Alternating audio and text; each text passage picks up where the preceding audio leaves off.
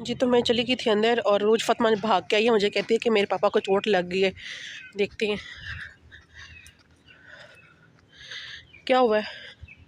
चोट लगी, लकड़ लगी।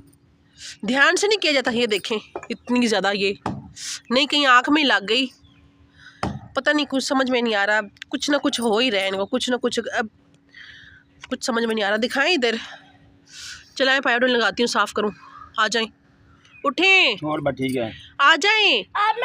तो मैं ये लेकर जा रही हूँ जी पानी। रोज फातिमा के पापा ने बोला है मुझे कि पानी लेकर आओ, इतनी ज़्यादा चोट लग गई है लेकिन फिर भी इनको ना सुकून नहीं मिल रहा।